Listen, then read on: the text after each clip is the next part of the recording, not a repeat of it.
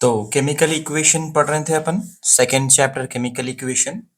और इसमें हम देखे कि हम बात यहाँ पे कर रहे थे कि केमिकल इक्वेशन में एक टॉपिक निकाले हम, चेंज बोल के। चेंज आता कैसा बोले अपन।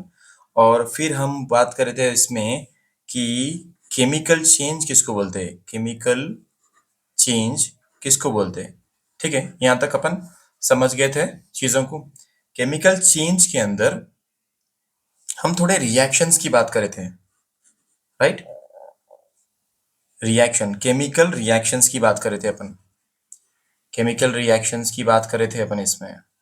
ओके, सो केमिकल रिएक्शन की जब बात करें अपन, तो आपको यहाँ पे थोड़े रिएक्शंस मैं समझाऊंगा एक एक करके। सबसे पहला रिएक्शन जो हम ऑलरेडी प्रीवियस वीडियो में डिस्कस कर चुके हैं। सबसे पहले हम बात करेंगे यहाँ पे कॉम्बिनेशन रिएक्शन की। क्या नाम है? कॉम्बिनेशन। अब ये नाम देखो कैसे दिख रहा, कॉम्बिनेशन, कॉम्बिनेशन रिएक्शन। ठीक है, सो कॉम्बिनेशन रिएक्शन का मतलब क्या है? जब दो या दो से ज्यादा सब्सटेंसेस मिलकर एक नया सिंगल प्रोडक्ट बनाते। जैसे कि एग्जाम्पल, मैं यहाँ पे एग्जाम्पल एक जनरल फॉर्म में बोल रहा हूं आपको कि a plus B gives A B. मतलब दो, जब दो या दो से ज्यादा सब्सटेंसेस मिलकर एक सिंगल प्रोडक्ट बनाते, तो उसको क्या बोलते हैं अपन? कॉम्बिनेशन रिएक्शन बोलते हैं, कॉम्बिनेशन रिएक्शन। ठीक है ना, ये क्या है? कॉम्बिनेशन रिएक्शन है। बस ये जनरल फॉर्म में समझ लो आप कि कॉम्बिनेशन रिएक्शन किसको बोलते हैं। दूसरा हमारे पास है, वो है डिकम्पोजिशन। डिकम डिकम्पोजिशन डिकम्पोजिशन रिएक्शन बोलते हैं उसको, डिकम्पोजिशन रिएक्शन। इसमें क्या होता, जब एक कंपाउंड टूट के दो से ज्यादा सिंपल सब्सटेंसेस बनाते, राइट। एग्जाम्पल, दो, जैसे कि एक कंपाउंड है, वो क्या हो गया? ए प्लस बी हो गया। मतलब दो अलग अलग हो गए। पहले वो ए बी एक कंपाउंड था, आगे जाके वो दोनों अलग अलग हो गए, राइट। अलग अलग हो जाना, इसको क्या बोलते हैं? Decomposition reaction. मतलब ये जो कॉम्बिनेशन रिएक्शन का अपोजिट है ये। देखो यहाँ पे ए प्लस बी मिलके ए बी बने, एक कंपाउंड बने। यहाँ पे कंपाउंड था, वो टूट गया, उसको बोले डिकम्पोजिशन रिएक्शन है। इसका वाइस वर्सा है ये। ठीक है, तो इस तरीके से रिएक्शंस है इसमें। और नेक्स्ट रिएक्शन पढ़ेंगे, और भी रिएक्शंस, बहुत सारे रिएक्शंस है, जैसे कि सिंगल डिस्प्लेसमेंट रिएक्शन। अब यहाँ पे है तीसरा तीसरा एक रिएक्शन का नाम है single displacement single displacement single displacement reaction बोलेंगे इसको। इसमें क्या होने वाला है, जब एक एक्टिव एलिमेंट दूसरे कंपाउंड से एक एलिमेंट को हटाकर उसकी जगह ले लेता है। क्या बोला मैं? जब एक एक्टिव, जैसे कि एग्जाम्पल आप ले लो, ए प्लस बी सी है सोचो, तो आगे जाके क्या होता है ये, जब इसका प्रोडक्ट बनेगा तो वो ए सी प्लस बी। क्या बोला मैं यहाँ पे? जब एक एक्टिव एलिमेंट, जहां पे एक्टिव था ना, दूसरे कंपाउंड से एक एलिमेंट को हटाकर उसकी जगह ले लेता है। यहाँ पे देखो आप, ए बी, बी को यहाँ पे अलग से कर दिए और सी उसकी जगह पे आ गया। इसको क्या बोलेंगे? सिंगल डिस्प्लेसमेंट रिएक्शन बोलेंगे। अब यहाँ पे है, नेक्स्ट है double double displacement double displacement reaction. क्या है नाम? डबल डिस्प्लेसमेंट रिएक्शन है।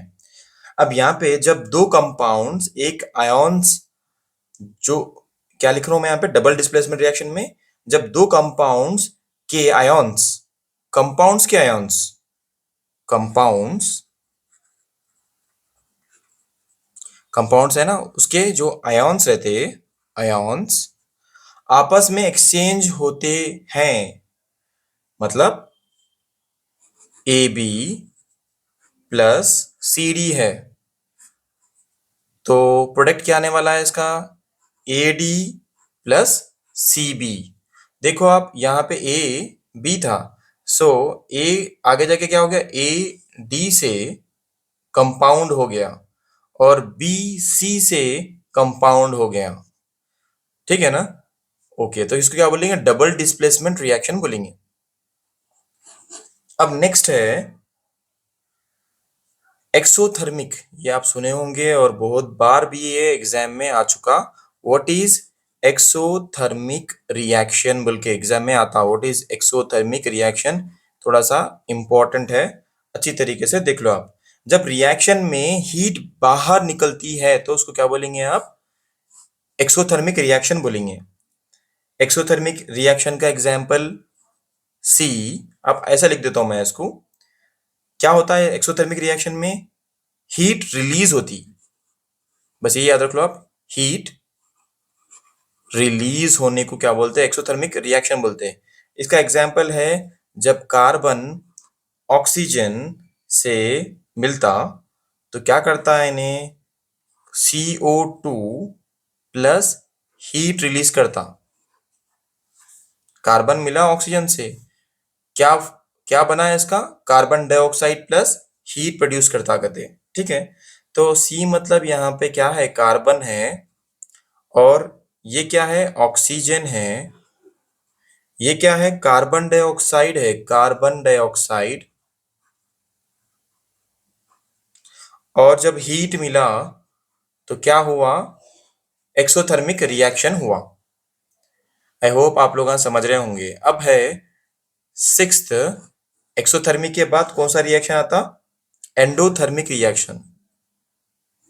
एंडोथर्मिक रिएक्शन, ये एंडोथर्मिक रिएक्शन क्या है, जो एक्सोथर्मिक रिएक्शन में हीट की बात हो रही, यहां पे भी हीट की बात होती। या क्या होता बोलेंगे, जब रिएक्शन हीट एब्जॉर्ब करता है, यहाँ पे एब्जॉर्प्शन मतलब हीट को खत्म कर देना। क्या होता है यहाँ पे, हीट को एब्जॉर्ब करना। यहाँ पे देखो एंड है ना, एंड, एंड मतलब हीट को खत्म कर देना, हीट एब्जॉर्ब कर लेता है यहाँ पे। एग्जाम्पल इसका भी अपन एग्जाम्पल अगर मैं दूं तो एग्जाम्पल क्या दूं मैं इसका, एग्जाम्पल छोटा सा एग्जाम्पल देंगे या बड़ा एग्जाम्पल देंगे।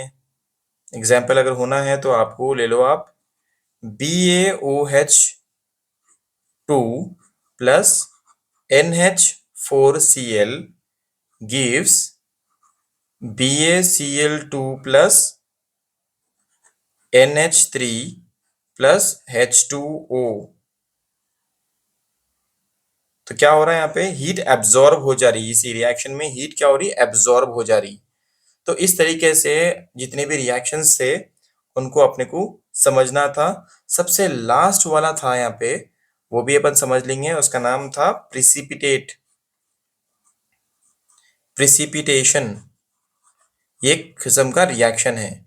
इसमें क्या होता, जब दो एक्वस सॉल्यूशन रिएक्ट करते हैं और एक इनसॉल्युबल सॉलिड प्रिसिपिटेट, मतलब एक वाइट प्रिसिपिटेट जो सॉल्यूशन में नहीं घुला, वाइट प्रिसिपिटेट बोलते हैं उसको, प्रिसिपिटेट,